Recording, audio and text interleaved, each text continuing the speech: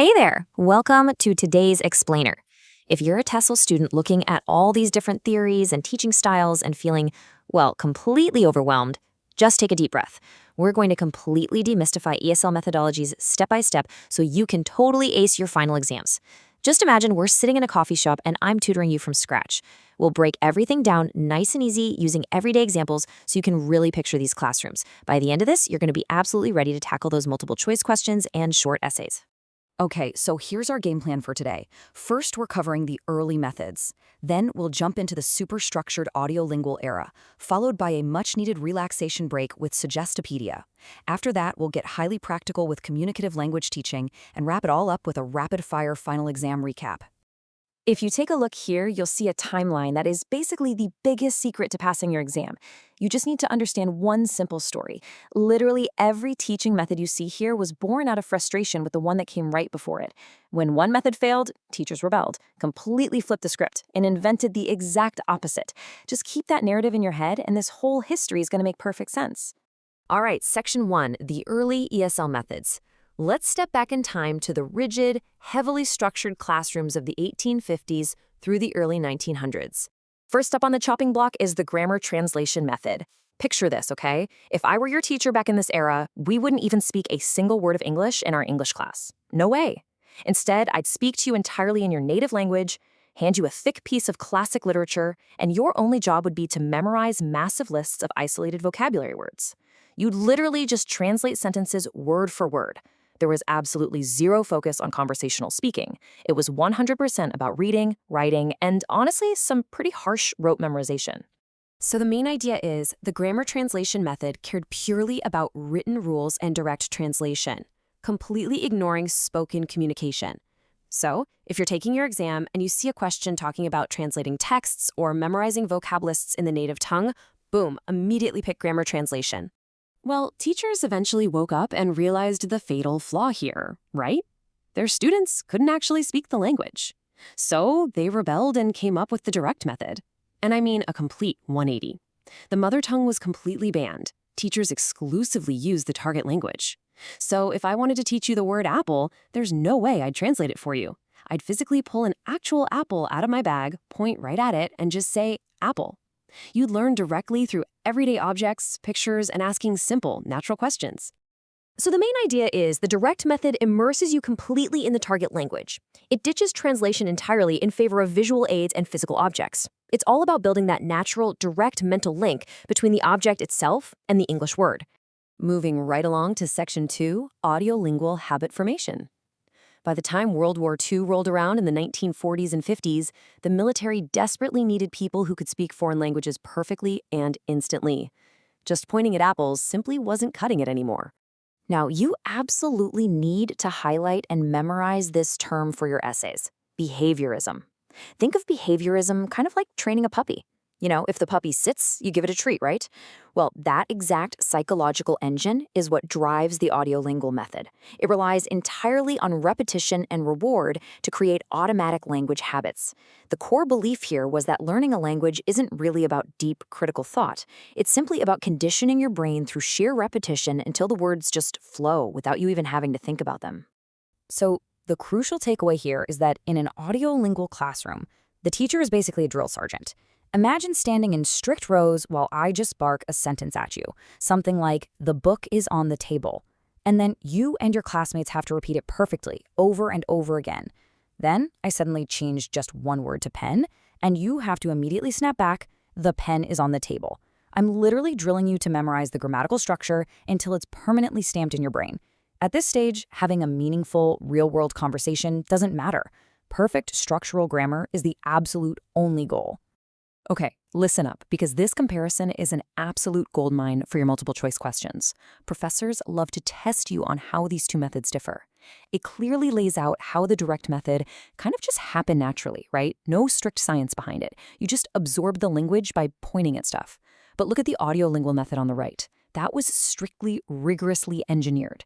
They purposely used behavior psychology to carefully select specific grammar patterns and just endlessly drill them into your brain. So the main idea is the audiolingual method treats language learning exactly like training a muscle. It uses intense, repetitive drills to stamp out your bad habits and form perfect new ones. If you spot an exam question mentioning drills, habit formation, or behaviorism, there's no doubt about it. You are looking at the audiolingual method. Which brings us to Section 3, Suggestopedia and Relaxed Learning. Because eventually, educators kind of realized that terrifying students by acting like a drill sergeant wasn't exactly great for, mental health. This realization led us into a completely new, incredibly relaxed classroom experience in the 1970s. Let's mentally step inside a Suggestopedia classroom, because honestly, it is delightfully weird and wonderful. Step 1. The teacher constantly swaps out the classroom posters just to keep your brain curious. Step 2. You don't even use your real name. You get to pick a super fun fake identity. So you're no longer stressed out student John. Nope. You are Pierre the artist from Paris. And step 3. They play relaxing Baroque music in the background to literally wipe away all your anxiety. The guy who created this, Georgy Lazanov, believed that adult brains put up these massive psychological walls just because we're terrified of looking stupid. So Suggestopedia's whole goal is to melt that adult stress right away. By creating a 100% secure, trusting environment, learners enter this super relaxed, almost dreamlike state. And the theory goes that this allows you to just absorb the language with the natural ease and spontaneity of a little child. In this ultra-relaxed environment, the teacher acts like a gentle guide, definitely not a strict judge. You might actually start speaking in your native language, and the teacher simply listens and then gently hands you back the English translation in these easily manageable chunks. The whole process is so incredibly smooth that it genuinely feels like you're already having a fluid conversation, which keeps your confidence absolutely sky high. So the main idea is, Suggestopedia actively breaks down those stubborn psychological barriers using extreme relaxation, classical music, and playfulness to make language acquisition feel totally effortless. When you're sitting down for your test, just keep your eyes peeled for keywords like music, relaxation, lowering anxiety, or new identities. All right, let's move right into Section 4, Communicative Language Teaching. This method completely took over in the 1980s, and it's still massive today. Because here, the focus finally shifts away from just memorizing arbitrary rules or chilling out to music to actually surviving out there in the real world. Okay, let's really dive into communicative language teaching, or as you'll usually see it written, CLT. In a CLT classroom, just knowing the textbook grammar simply isn't going to cut it.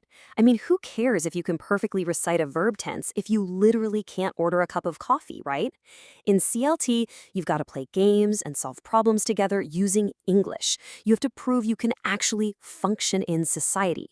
The intent behind every activity is always genuine, meaningful communication. So, practically speaking, in a CLT classroom, I'm not going to just drill you on grammar. Instead, I'd hand you and a partner a map of London and say, all right, find the quickest route to the train station. You'd have to actually role-play asking a stranger for directions. You're achieving a very real-world task and negotiating meaning together on the fly. The English language is simply the tool you're using to solve the problem. So the main idea is communicative language teaching cares most about your ability to successfully convey a message and complete a task in a real-world scenario. If an essay prompt asks you about things like functional meaning, real-world tasks, or meaningful interaction, you immediately start writing about communicative language teaching. And that brings us to Section 5, our final exam quick recap. We've covered a ton of ground today, right? Going from strict 1800s translation all the way to modern real-world roleplay. I want you to take a mental screenshot of this summary right now. Being able to match these core philosophies to their specific methodologies is exactly how you're going to ace your MCQs and totally nail your short essays. Let's do a rapid review. Grammar translation? That's rote memorization in the native tongue. The direct method? Everyday objects and target language only. Audiolingual? That's behaviorist drills. Suggestopedia? All about music and relaxation. And finally, CLT is all about real-world functional communication. As you head into your final exam, I want you to ask yourself this one final question. Knowing how teaching has evolved from strict translation all the way to relaxed communication, always fixing the flaws of the past, what radical new method will your generation invent next? Will it involve AI? Virtual reality? You guys are the future teachers, so it's entirely up to you.